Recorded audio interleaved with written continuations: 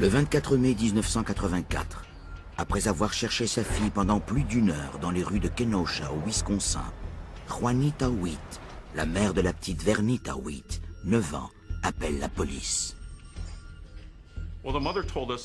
Sa mère nous a dit que son copain lui avait demandé s'il pouvait amener Vernita au carnaval.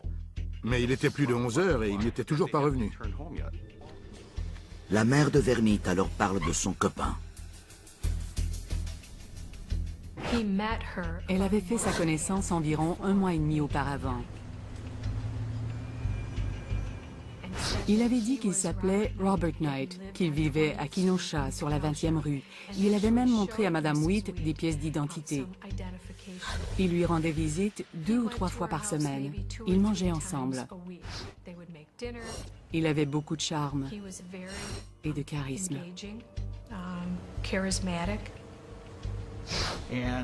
À force de lui rendre visite, il a gagné sa confiance. Juanita lui fait tant confiance qu'elle accepte de lui confier son unique fille. Les policiers demandent à Madame Witt une photo de Vernita et lui promettent de faire tout en leur pouvoir pour la retrouver. Ils n'étaient pas au carnaval où ils étaient censés être.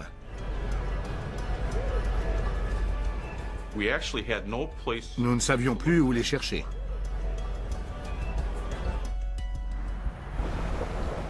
On s'est rendu à l'adresse que Robert Knight avait prétendu habiter à Kenosha. Mais cette adresse n'existait pas.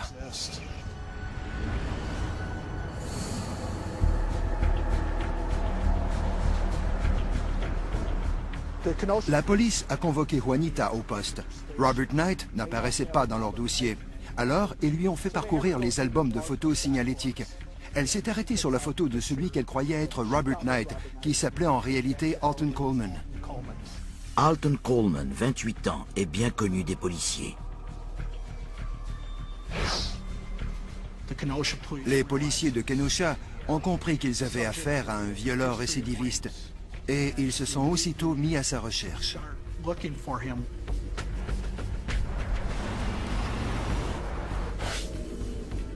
Alton Coleman habitait Waukegan.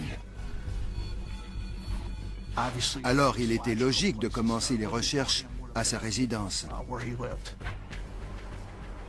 La police de Waukegan prend bientôt part aux efforts de recherche pour retrouver Alton Coleman. Grâce à un mandat de perquisition, nous avons fouillé l'appartement de sa grand-mère. Nous avons parlé à la grand-mère, une vieille femme aveugle. Nous avons aussi rencontré une femme du nom de Deborah Brown qui a dit être sa petite amie. Elle ne savait presque rien de lui, sauf qu'il vivait là. Incapables de trouver Coleman, les policiers ramènent sa petite amie de 21 ans, Deborah Brown, au poste de police pour l'interroger. Brown avoue que Coleman était absent la nuit précédente et qu'il se comportait de façon étrange lorsqu'il est revenu au petit matin. Mais elle prétend ne pas savoir pourquoi. Deborah Brown nous donnait l'impression de coopérer pleinement. Elle semblait nous dire de bon gré ce qu'elle savait. Mais lorsqu'il lui demande où se trouve Alton Coleman, Brown affirme n'en avoir aucune idée.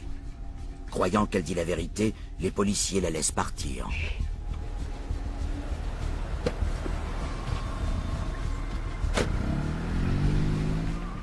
Après avoir interrogé Deborah, nous avons compris qu'il nous fallait faire tout ce que nous pouvions pour retrouver cette fillette. Cela faisait déjà plusieurs jours qu'elle avait disparu.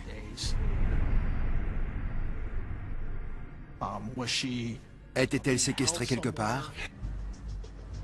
Les policiers entreprennent une opération de recherche dans 2 États afin de retrouver le violeur en série Alton Coleman et la fillette de 9 ans avant qu'il ne soit trop tard. Un avis de recherche avait été diffusé et nous cherchions partout. Mais Kenosha est une grande ville et Alton ne connaissait personne à Kenosha. Nous n'avions donc nulle part où chercher.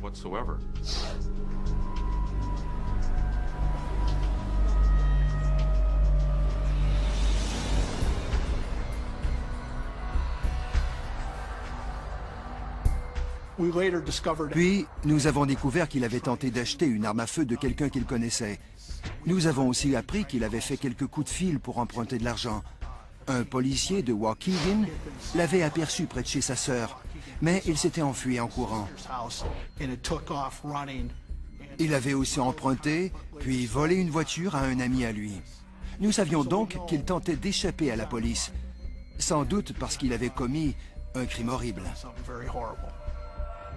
Les jours passent. Toujours aucune trace d'Alton Coleman ou de Vernita Witt. Les autorités décident de revenir en arrière. Nous avons voulu questionner Deborah Brown de nouveau, mais elle avait disparu. Nous avons appris plus tard que la dernière fois qu'elle avait été vue, elle était en compagnie d'un homme qui ressemblait à Alton Coleman. En raison des antécédents criminels de Coleman et de la disparition de Deborah Brown, un jury fédéral les accuse tous deux de l'enlèvement de Vernita Witt. Mais Coleman et Brown restent introuvables. Puis, le 18 juin, Environ 2 semaines et demie après l'enlèvement, la police de Waukegan a reçu un appel de 2 hommes qui étaient entrés dans un immeuble abandonné.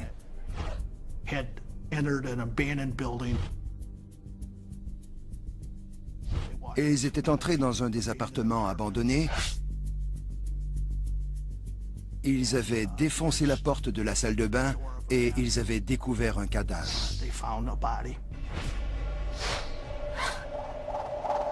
les pires craintes des enquêteurs sont confirmées lorsqu'on identifie le corps comme étant celui de Vernita Witt.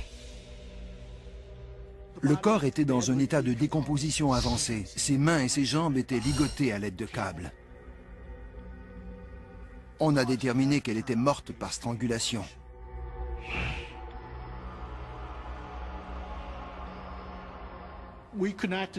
Nous n'avons pas pu conclure à l'agression sexuelle. Nous ne pouvions que le supposer.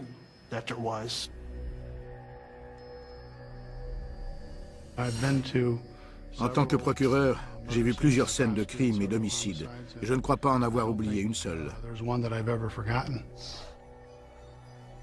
Le meurtre d'un enfant est un événement si traumatisant et qui affecte tant de gens qu'il est impossible de l'oublier.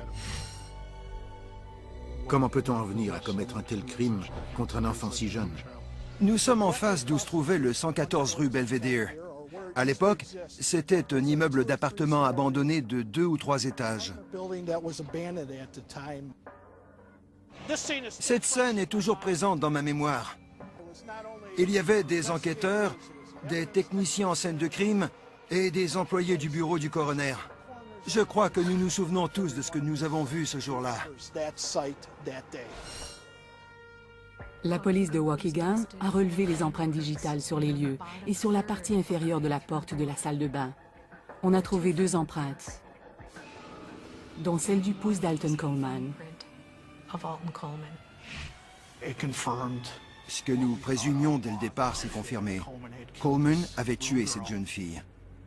Il nous fallait maintenant faire tout ce que nous pouvions pour le capturer.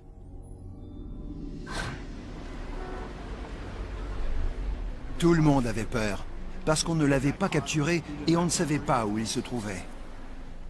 Rôdait-il toujours dans les rues de Waukegan ou était-il à Kenosha?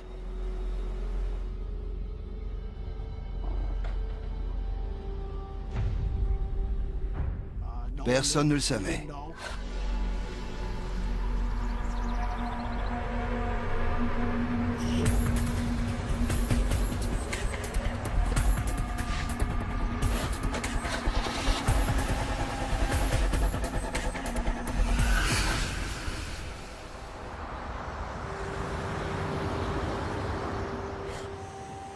Le 19 juin, une jeune fille errante et blessée est retrouvée dans une région boisée. On l'amène à l'hôpital à Gary, en Indiana. Un examen médical révèle qu'elle a été battue, étranglée et agressée sexuellement. La jeune fille déclare à la police qu'elle et Tamika Turks, une fillette de 7 ans, ont été amenées de force dans un boisé et attaquées par un homme et une femme. Le lendemain, on retrouve le corps sans vie de Tamika. Elle a été aussi battue et agressée sexuellement avant d'être tuée. Tomika a été étranglée avec un drap pendant que l'autre fillette regardait, étendue au sol. Puis, ils l'ont agressée sexuellement. Ils lui ont passé une ceinture autour du cou. Ils l'ont serrée jusqu'à ce qu'elle perde conscience. Ils l'ont laissée pour morte. La fillette survivante est en mesure de fournir à la police une description physique de ses agresseurs.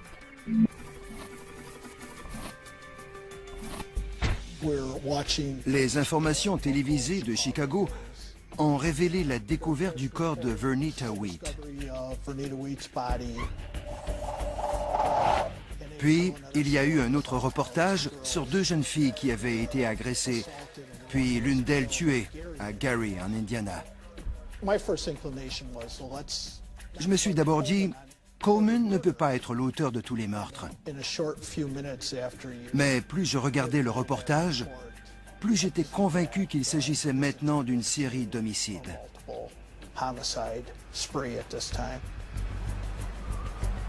Pour Alton Coleman et Deborah Brown, cette folie meurtrière ne fait que commencer.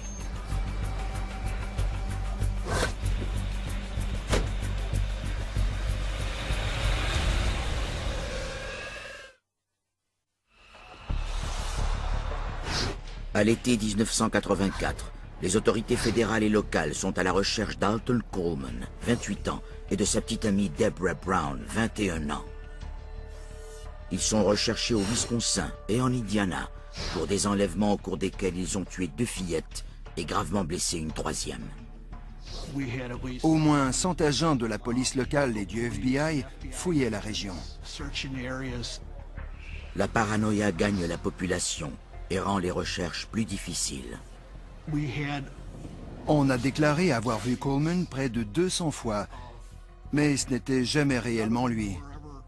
Dès que les gens voyaient quelqu'un qui lui ressemblait vaguement, ils prenaient peur et appelaient.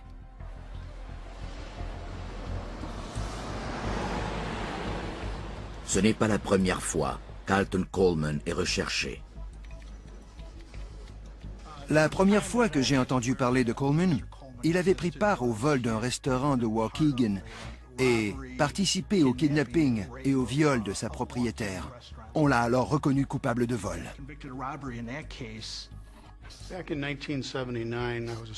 En 1979, j'avais été choisi pour engager la poursuite dans une affaire d'agression sexuelle dont M. Coleman était accusé.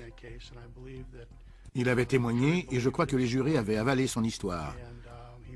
Il avait réussi à les convaincre de son innocence. Je crois que c'est à ce moment que j'ai compris à quel point Alton Coleman pouvait charmer les gens. Alton Coleman était un pur escroc. Il savait se sortir de n'importe quelle situation. Alton Coleman est né en 1955 à Waukegan, en Illinois. Alton Coleman a été élevé par sa grand-mère. Sa mère l'avait abandonné quand il était très jeune. Il a grandi dans un quartier très pauvre de Waukegan. Afin de joindre les 2 bouts, la grand-mère d'Alton gérait un bordel et une maison de jeu chez elle. Très jeune, Alton présente déjà des comportements antisociaux. Il s'amuse par exemple à casser les fenêtres des logements sociaux où il habite. Alton Coleman était un enfant avec des troubles de comportement. Il était incapable d'obéir aux règles. Il allumait des feux et il mouillait son lit. Son enfance a été plutôt difficile, car il mouillait parfois son pantalon.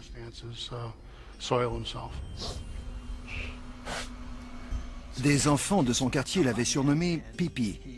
Ce sobriquet l'a toujours suivi. Que les gens se moquent de lui parce qu'il mouillait son pantalon et qu'ils le surnomment Pipi n'a fait qu'exacerber la personnalité qu'il avait déjà. Il a commencé à faire preuve d'un manque de respect total envers l'autorité. Il faisait tout ce qui lui plaisait.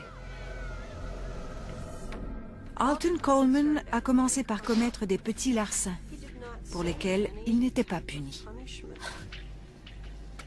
Alton affirme que c'est sa dévotion au vaudou qui l'empêche d'être traîné en justice et incarcéré.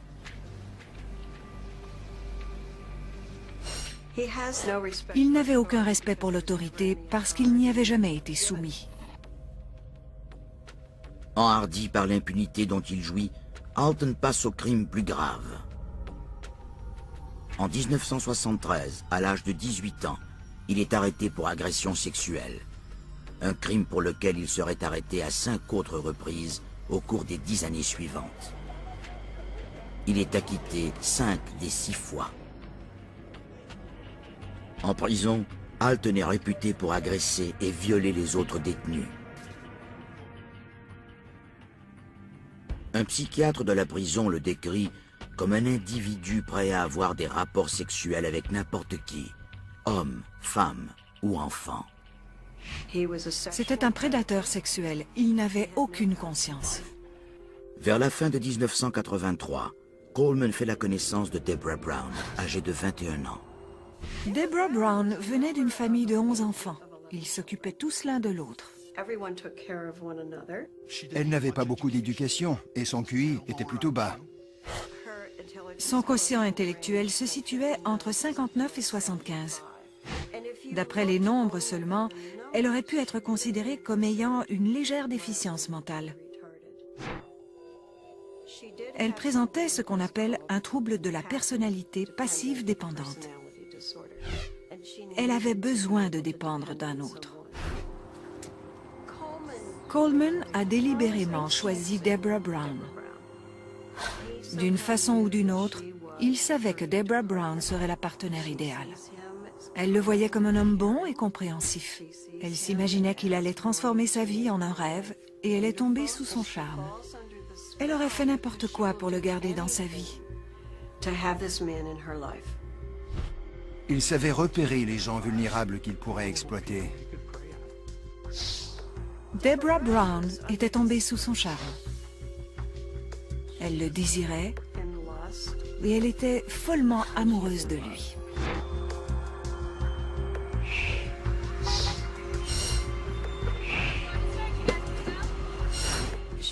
Et peu importe ce qu'Alton lui disait de faire, elle lui obéissait.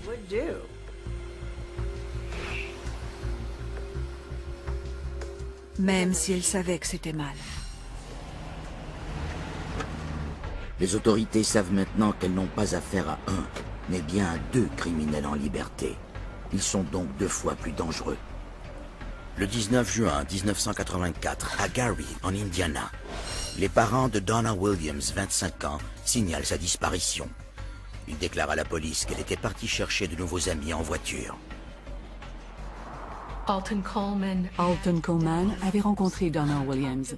Ils avaient discuté de religion. Il disait vouloir aller à l'église afin de se confesser et de s'intégrer à la communauté religieuse à laquelle Donna appartenait. Comme tous les psychopathes, Alton Coleman était capable de présenter une apparence complètement inoffensive. Il n'abordait pas les gens armés d'un couteau pour leur demander de le suivre. Il créait d'abord un lien de confiance.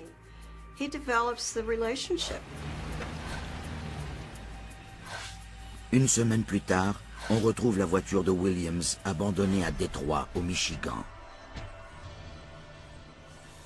Il n'y a aucune trace de Donna, mais les policiers trouvent une fausse carte d'identité avec la photo de Brown. Le même jour, Coleman et Brown kidnappent une femme de Détroit en la menaçant d'un couteau et lui ordonnent de conduire sa voiture jusqu'en Ohio. La femme provoque délibérément un accident et prend la fuite à pied. Coleman et Brown repartent avec sa voiture.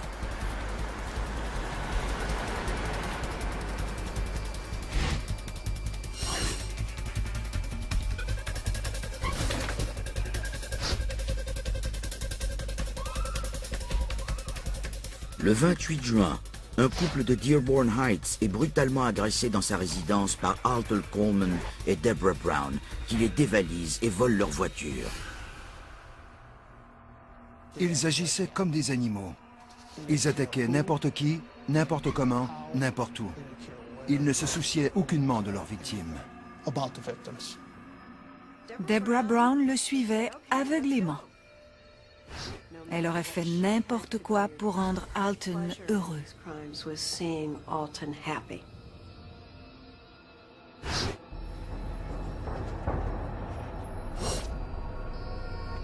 Je crois qu'ils choisissaient toutes leurs victimes au hasard. Que ce soit pour de l'argent, pour une voiture, pour de la nourriture. Il passait ensuite à une autre victime.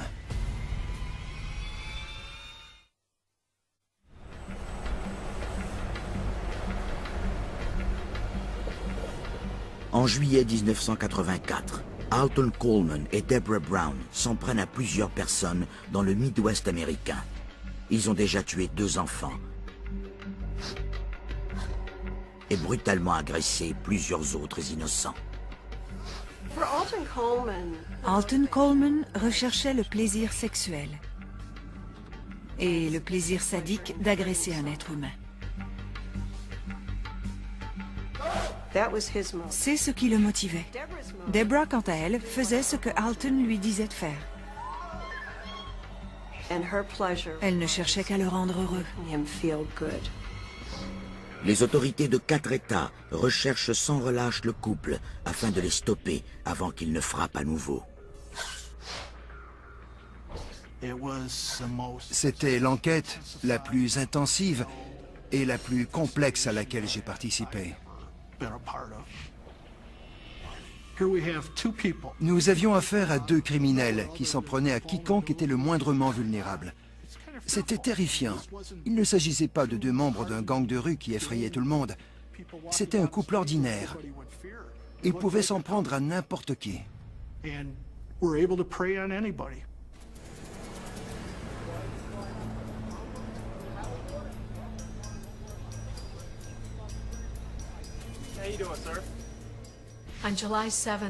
Le 7 juillet, Alton Coleman s'est rendu à Toledo, en Ohio, chez monsieur et madame Dovindek. Ils prétendaient vouloir acheter une voiture usagée qu'ils avaient mise en vente dans la rue. Il les a menacés d'une arme à feu et il a volé leur voiture et de l'argent. Il ne s'en prenait qu'à ceux qui étaient plus faibles, plus petits ou plus vieux que lui. Il choisissait ses victimes délibérément parce qu'elles ne pouvaient pas se défendre. C'est un cas de prédateur et de proie. Le prédateur sait que sa victime est vulnérable. Il sait qu'elle est à sa merci.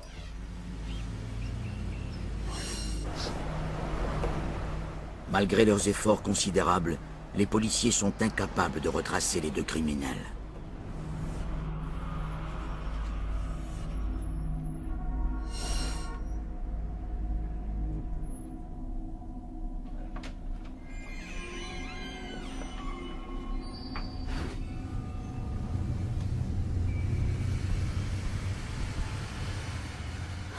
À Toledo, en Ohio, les proches de Virginia Temple sont sans nouvelles d'elle et de sa fille de 10 ans depuis quelques jours.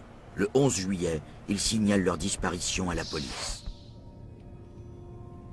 Virginia Temple et sa fille ont été retrouvés sous leur maison. Virginia Temple avait été étranglée et bâillonnée avec un t-shirt de bébé. Sa fille avait été agressée sexuellement et étranglée elle aussi. On retrouve l'empreinte de pas d'Alton Coleman sur un vêtement près d'un des corps. Deborah Brown et Alton Coleman étaient très négligents. Mais ce n'était pas parce qu'ils voulaient se faire attraper.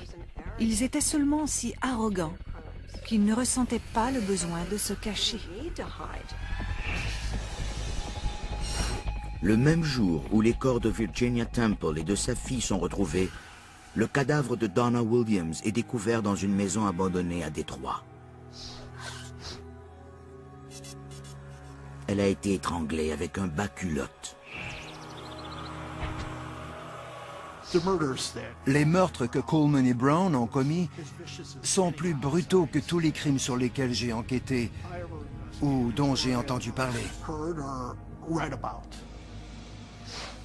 C'étaient des meurtriers complètement insensibles. Les recherches pour retrouver Coleman et Brown prennent de l'ampleur et d'autres municipalités sont alertées.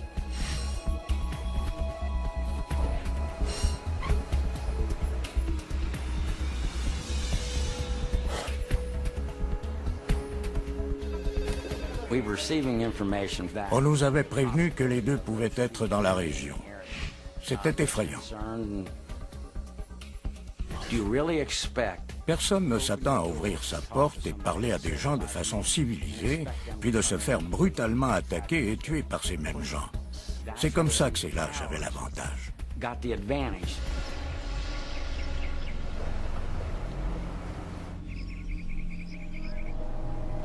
Hello?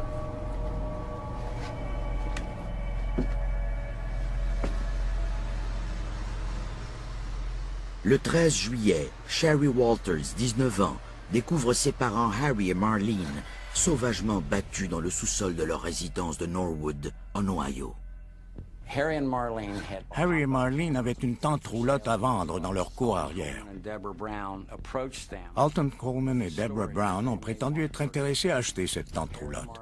Puisque Harry et Marlene faisaient facilement confiance aux gens, ils les ont invités chez eux et leur ont offert à boire. Dès qu'ils sont revenus dans le salon, Coleman et Brown les ont attaqués avec tout ce qu'ils avaient sous la main.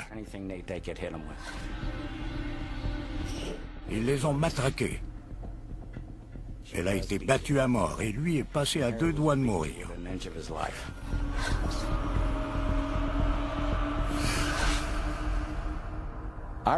Je ne sais pas comment il a fait pour survivre. Je suis sûr qu'il croyait l'avoir tué. Les policiers inspectent les lieux du crime. Mais pour certains, ce n'est pas une affaire comme les autres. Je connaissais Harry et Marlene. Nous avions grandi ensemble et nous étions allés à la même école primaire et secondaire. Mais il ne fallait pas que je m'investisse personnellement. Je ne devais que faire mon boulot. Si je voulais trouver le coupable, je devais en premier lieu me concentrer sur mon travail et me soucier des victimes plus tard. Le FBI place exceptionnellement Alton Coleman en 11e position de sa liste des 10 criminels les plus recherchés. Un ajout qui n'est fait que lorsque plusieurs crimes sanglants sont commis et que le suspect semble extrêmement dangereux. Alton Coleman ne savait pas s'arrêter. Il était pris d'une folie meurtrière. Deborah Brown aurait fait n'importe quoi pour le rendre heureux. Il n'était pas psychotique. Il n'avait pas perdu contact avec la réalité. Il tuait simplement pour tuer.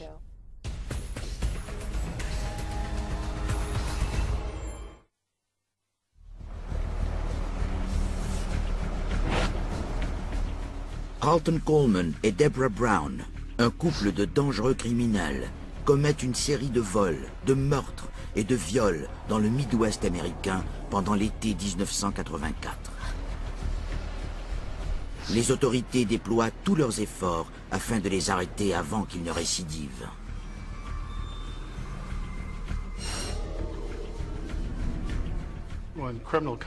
Lorsque les crimes se font de plus en plus graves et que de plus en plus de gens sont victimes de meurtres, l'une des premières questions que les policiers se posent est de savoir si le criminel cherche à éliminer des témoins.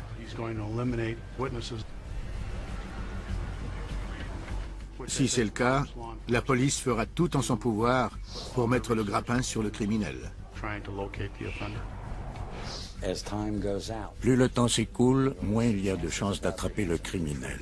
Il faut concentrer nos efforts, agir le plus vite possible et y mettre toute notre énergie.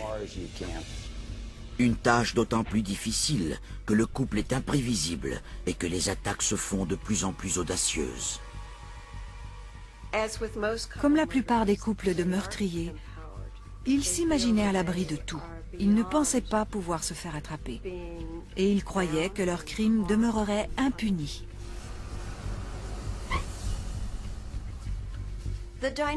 Dans la dynamique de ce couple, ils étaient presque devenus une seule personne.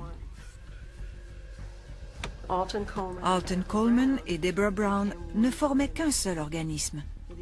Et cet organisme se nourrissait de ces meurtres. C'est ce qui entretenait leur relation.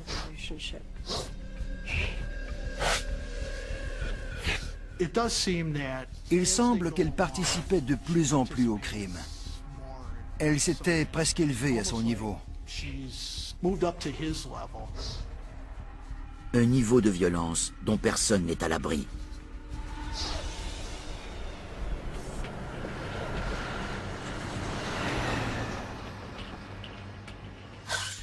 Le 16 juillet, les deux meurtriers détournent la voiture d'Oline Carmichael fils, 45 ans, et le kidnappent à Lexington, au Kentucky.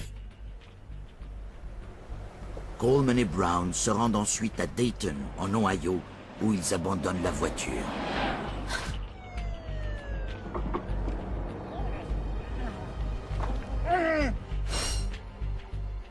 Carmichael s'en sort vivant.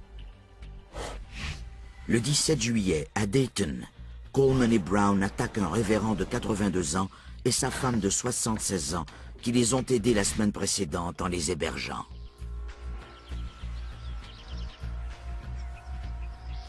Le révérend et sa femme passent à un cheveu de la mort. Ceux qui survivent à ce genre d'agression ne sont plus jamais les mêmes par la suite.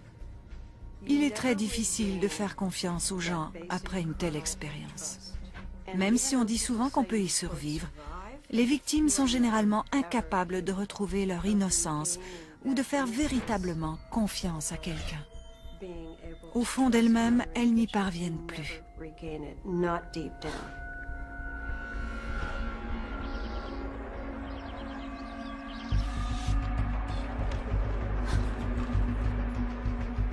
Coleman et Brown volent la voiture du révérend et se rendent à Evanston, en Illinois. Mais ils s'arrêtent d'abord pour agresser et dévaliser un couple de personnes âgées de Dayton. Ils volaient tout ce qu'ils pouvaient trouver. Une voiture, une bague, des bijoux, quelques dollars. S'ils volaient une voiture, ils l'abandonnaient après quelque temps. Ils volaient des vélos, faisaient quelques kilomètres et ça recommençait. Coleman avait délibérément arrêté son choix sur Deborah Brown. Mais elle agissait de son plein gré. Elle n'était pas une otage. Deborah semblait tenir à faire plaisir à Alton et à faire tout ce qu'il lui disait de faire, peu importe la violence des crimes.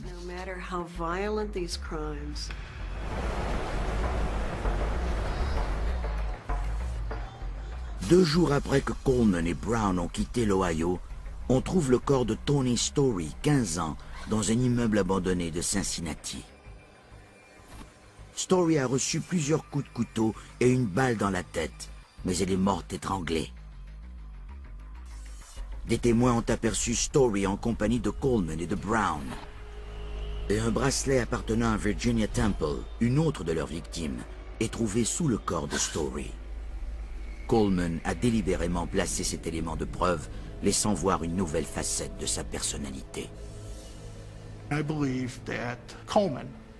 Je crois que Coleman et sa complice Brown commençaient à apprécier la célébrité que leur apportait leur réputation de tueur en série. Il a laissé un élément de preuve afin que lui et Deborah Brown soient liés à ce nouveau crime. Alton Coleman et Deborah Brown s'étaient lancés dans cette folie meurtrière simplement pour le plaisir. Ils tuaient pour le plaisir. Le 19 juillet, un véhicule volé par Coleman et Brown est retrouvé dans un lave-auto d'Indianapolis, en Indiana. Eugene Scott, 77 ans, propriétaire du lave-auto, a disparu. Des policiers retrouvent son corps dans un fossé. Il a été tué de 4 balles dans la tête. Ces psychopathes et prédateurs n'ont aucune conscience. Alton Coleman avait toujours compté tuer ces gens. Il n'avait pas changé. Il avait seulement enlevé son masque. Et dans son esprit, Deborah Brown adulait tellement Coleman que peu importe s'il commettait des meurtres ou non, elle l'aurait suivi en enfer.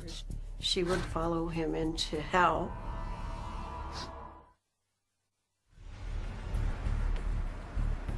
En juillet 1984, un climat de peur s'installe dans le Midwest alors qu'Alton Coleman et Deborah Brown continuent d'attaquer quiconque se montre faible ou aimable. Alton Coleman profitait des gens qui lui faisaient confiance. En lâche, il les agressait, les tuait et les volait.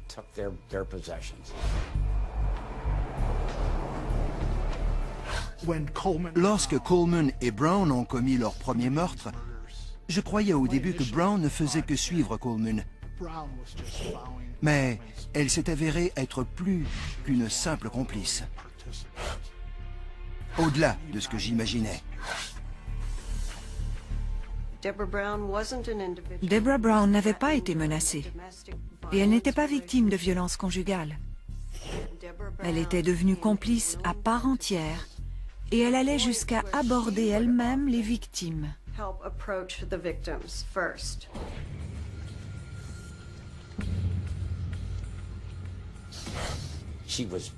Elle était tout aussi cruelle, insensible et lâche que lui. Confrontés non pas à un, mais à deux dangereux tueurs en liberté, les policiers mobilisent toutes les ressources à leur disposition afin de mettre fin au carnage.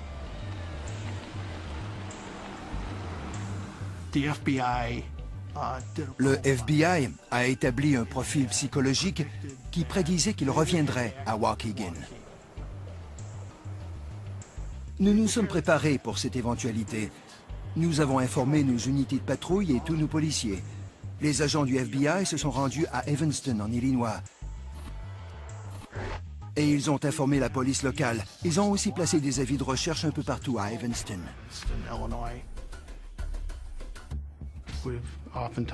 Il n'est pas rare qu'une personne ayant commis ce genre de crime retourne sur les lieux de son crime. Craignant la prochaine frappe meurtrière des deux criminels, les autorités font tout en leur pouvoir afin de mettre la main au collet de Coleman et de Brown une fois pour toutes.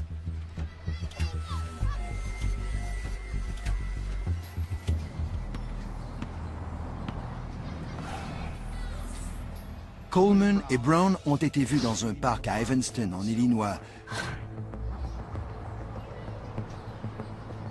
par quelqu'un qui les connaissait.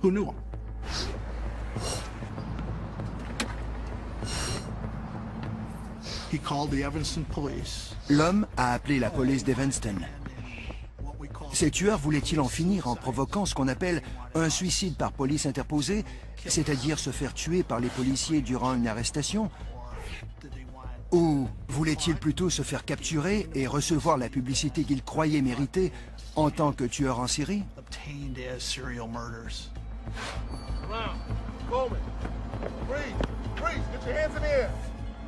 Difficile à dire.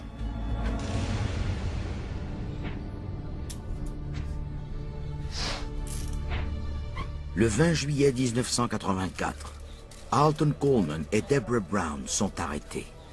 Le régime de terreur de 53 jours est enfin terminé. On a trouvé un couteau sur Coleman et une arme à feu sur Deborah Brown. Ils n'ont pas eu l'occasion de blesser qui que ce soit. L'arrestation s'est déroulée à la perfection.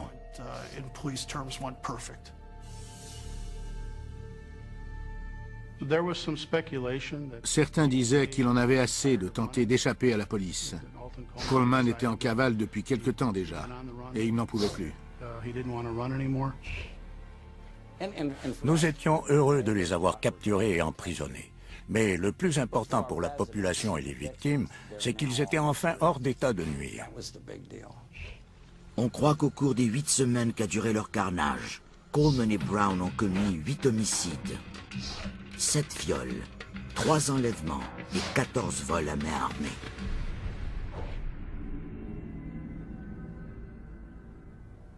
Nous étions soulagés de les voir arrêtés et de savoir qu'ils seraient traduits en justice. Les procureurs de 20 territoires de compétence se rencontrent pour déterminer le déroulement des procès de Coleman et de Brown. Il a été décidé que les procureurs qui chercheraient à obtenir la peine de mort seraient les premiers à les traduire en justice. C'est donc l'Ohio qui a ouvert les procès. Après des mois de préparation au procès, Alton Coleman et Deborah Brown comparaissent pour le kidnapping d'Oline Carmichael. Le 7 janvier 1985, un juge les condamne à 20 ans de prison. Les autres procès se succèdent rapidement. Le 30 avril, Coleman et Brown sont condamnés à mort pour le meurtre de Marlene Waters. Moins d'un mois plus tard, ils écopent à nouveau de la peine de mort pour le meurtre de Tony Story. Une condamnation en justice apporte une certaine tranquillité d'esprit. Mais la justice ne pourra jamais redonner aux familles ou aux mères des victimes ce qu'elles ont perdu. Tout au long des procès, Deborah Brown reste loyale envers Alton Coleman. Elle était très protectrice envers lui. Elle était extrêmement réticente à raconter son histoire, et cette attitude est rare chez les accusés, ce qui aurait nécessairement incriminé son copain, Alton Coleman. En revanche, Alton Coleman ne la considérait que comme un accessoire jetable. Il ne manifestait aucun lien émotionnel avec elle, et il n'aurait pas hésité à la tuer s'il avait constaté qu'elle ne lui obéissait plus au doigt et à l'œil. Il n'avait aucune conscience. Coleman et Brown sont extradés vers l'Indiana, où, le 2 mai, Alton Coleman est condamné à mort pour une 3e fois pour le meurtre de Tamika Turks. Ils écopent d'une peine additionnelle de 100 ans de prison pour l'agression et la tentative de meurtre contre la victime qui a survécu. Deborah Brown écope une peine identique. Deborah Brown n'aurait pas commis ces crimes sans Alton Coleman, ou sans une autre personne capable d'exploiter ses faiblesses. Deborah Brown n'est pas née meurtrière, elle l'est devenue. Alton Coleman a fait d'elle une meurtrière. Alton Coleman est ensuite extradé vers l'Illinois, où il comparaîtra pour le meurtre de Vernita Wheat. Deborah Brown n'est pas accusée de ce meurtre. Elle est renvoyée en Ohio pour y attendre la peine de mort.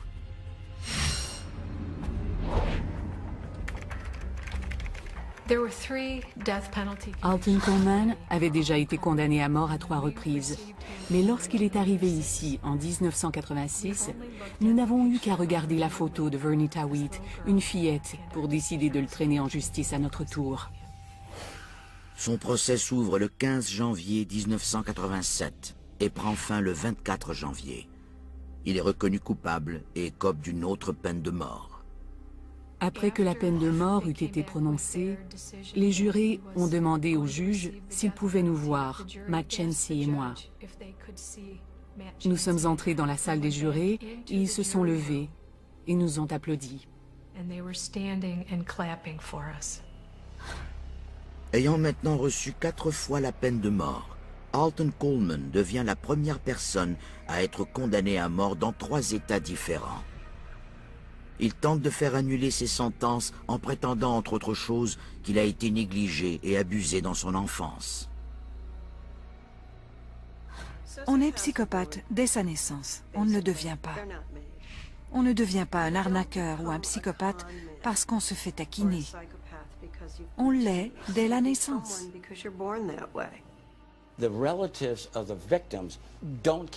Les parents des victimes se moquent bien de son enfance. Tout le monde s'en fout. Ces gens ont commis des meurtres sauvages. C'est tout ce dont il faut tenir compte. Il n'y a pas d'excuse. En 1991, le gouverneur de l'Ohio commue la peine de mort de Deborah Brown avant de quitter ses fonctions. Il invoque son léger retard mental et prétend qu'elle a le comportement affectif d'un enfant et que sa relation avec Coleman était celle d'une esclave et de son maître. À mon avis, bien que le quotient intellectuel de Deborah Brown l'aurait classée dans les légers retards mentaux, ça n'a eu aucun impact sur les crimes qu'elle a commis avec Alton Coleman. Le retard mental de Deborah Brown lui a peut-être posé problème à l'école, Mais elle était tout à fait capable de fonctionner dans la vie de tous les jours. Deborah Brown savait ce qu'elle faisait. Elle savait que c'était mal, et elle a tout de même continué à le faire.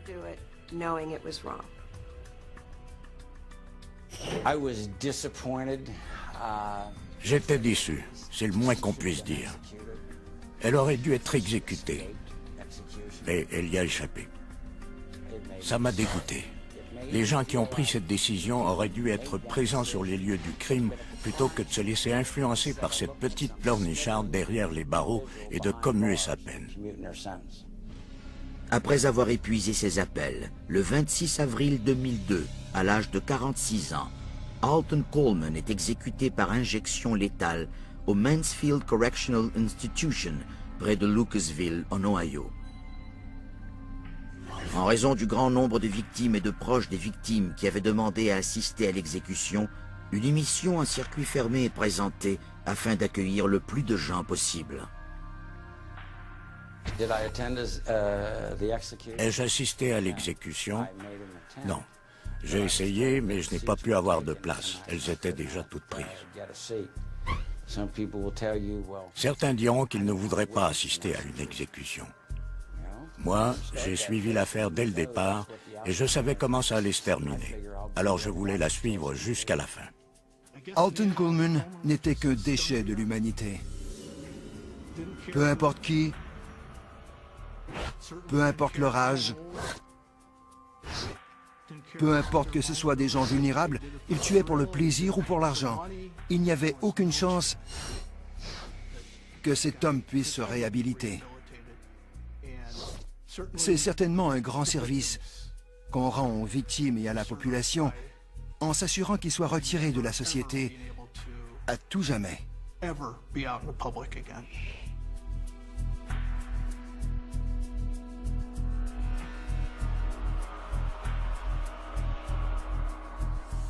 Deborah Brown est présentement détenue au Ohio Reformatory for Women. Dans le cas d'une éventuelle libération, Brown ferait toujours face à la peine de mort en Indiana.